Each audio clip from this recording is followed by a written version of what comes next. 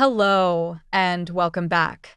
Today we will discuss the potential questions of the IAL Biology Unit 5 article. Let's get started. Respiration and energy production. Question: discuss how nerve cell degeneration in Alzheimer's disease could impact cellular respiration in the brain. We know that. Nerve cells degenerate due to the accumulation of beta-amyloid plaques and tau tangles. This degeneration disrupts mitochondria, leading to reduced ADP production. Consequently, decreased oxygen uptake and reduced energy supply impair brain cell functions.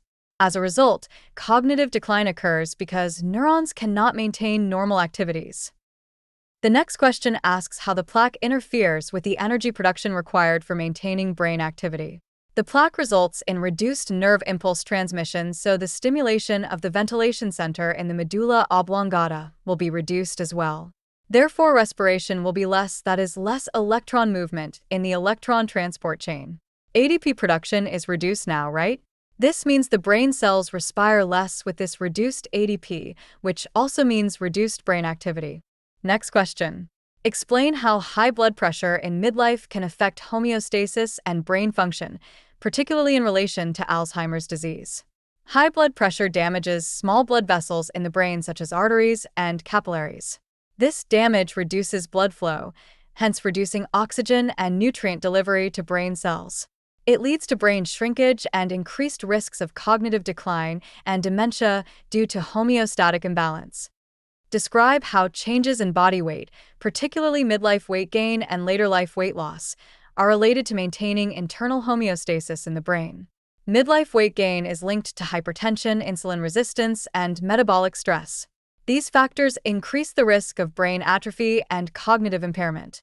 Later life weight loss may indicate impaired brain function and early signs of dementia. Disruption of metabolic homeostasis leads to further neurodegeneration. Analyze the relationship between cardiovascular health and brain volume.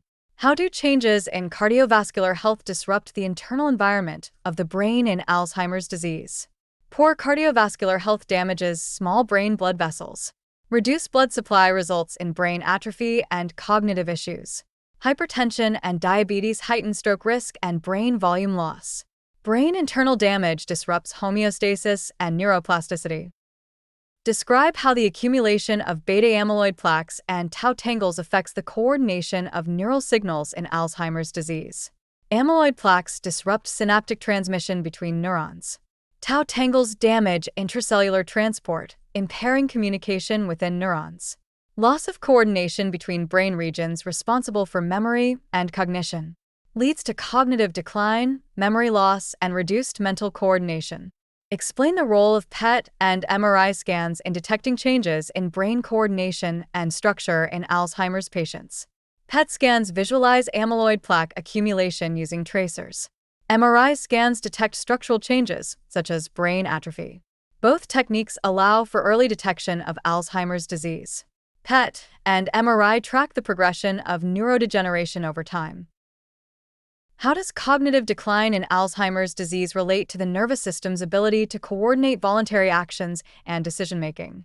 Brain cell loss in areas that control decision-making and voluntary actions. Communication problems between the front of the brain and the hippocampus. Trouble planning, acting, and making decisions. Difficulty with everyday tasks like managing money and taking care of oneself. What is the effect of amyloid and tau protein accumulation on synaptic transmission and the coordination of neural networks? Amyloid plaques block synapses, which stop brain cells from communicating with each other. Tau tangles disrupt the transportation system within brain cells, causing coordination problems. This disruption leads to inefficient communication between brain cells, resulting in cognitive decline. The breakdown of neural networks impairs memory and cognitive function. Okay, let's summarize the rest of the questions. Gene technology can significantly improve early diagnostic tools for Alzheimer's disease by detecting amyloid and tau proteins. New blood tests are being developed to identify amyloid buildup before symptoms show, and genetic screening can highlight high-risk genes like ApoE4. CRISPR technology may also correct genes that cause amyloid production, allowing for earlier intervention. Additionally, monoclonal antibody treatments target amyloid plaques to slow cognitive decline and personalize care based on genetics. Public health efforts that promote cardiovascular health may lower Alzheimer's risk, while regular monitoring can help detect issues early for timely intervention. Thanks for watching. If you enjoyed this video, give us a thumbs up and don't forget to subscribe for more.